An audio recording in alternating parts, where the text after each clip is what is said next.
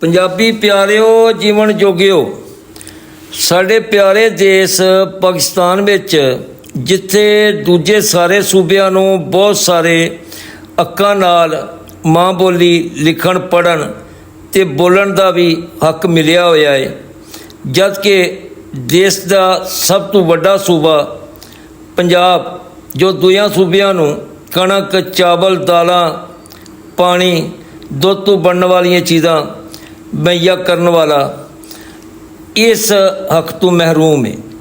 ਲਗਭਗ ਪੌਣੇ 200 ਸਾਲ ਪਹਿਲਾਂ ਸਾਡੀ ਮਾਂ ਬੋਲੀ 'ਤੇ ਪਾਬੰਦੀ ਫਰੰਗੀਆਂ ਲਾਈ ਸੀ, ਜੋ ਅੱਜ ਤੱਕ ਕਾਇਮ ਹੈ। ਸਾਡੀ ਪੰਜਾਬ ਦੀ ਧੀ ਰਾਣੀ, ਸਾਡੀ ਵਜ਼ੀਰ ਆਲਾ ਮਰੀਮ ਬੀਬੀ ਪੰਜਾਬ ਵਿੱਚ ਬਹੁਤ ਸਾਰੇ ਤਰੱਕੀਆਤੀ ਅਤੇ ਤਾਮੀਰਾਤੀ ਕੰਮ ਕਰਾ ਰਹੀਆਂ ਨੇ, ਜਿਨ੍ਹਾਂ 'ਤੇ ਸਾਨੂੰ ਮਾਣ ਹੈ।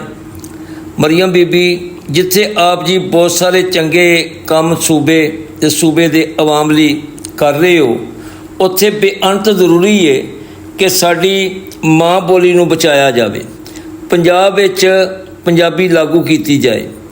ਅਸਾਂ ਪੰਜਾਬ ਦੇ 13 ਕਰੋੜ ਆਵਾਮ ਤੁਹਾਡੇ ਤੋਂ ਆਸ ਰੱਖਣੇ ਆ ਕਿ ਸਾਡੀ ਇਹ ਮੰਗ ਛੇਤੀ ਤੋਂ ਛੇਤੀ ਪੂਰੀ ਕੀਤੀ ਜਾਵੇਗੀ। ਤੁਸੀਂ ਇਹ ਮੰਗ ਸਾਡੀ ਛੇਤੀ ਤੋਂ ਛੇਤੀ ਪੂਰੀ ਕਰਕੇ ਪੰਜਾਬੀ ਕੌਮ ਦਾ ਮਾਣ ਵਧਾਓਗੇ। ਕਮ ਅਜ਼ ਕਮ ਇੱਕ ਪੰਜਾਬੀ ਦੀ ਕਿਤਾਬ ਕੱਚੀ ਤੋਂ 10ਵੀਂ ਤੱਕ ਫੌਰਨ ਲਾਗੂ ਕੀਤੀ ਜਾਏ ਅਤੇ ਟੀਚਰਾਂ ਦੀਆਂ ਜੋ ਅਸਾਮੀਆਂ ਆਈਆਂ ਨੇ ਉਹਨਾਂ ਵਿੱਚ ਪੰਜਾਬੀ ਟੀਚਰਾਂ ਦੀਆਂ ਅਸਾਮੀਆਂ ਰੱਖੀਆਂ ਜਾਵਣ। ਜੀਵੇ ਪੰਜਾਬ, ਸਦਾ ਜੀਵੇ।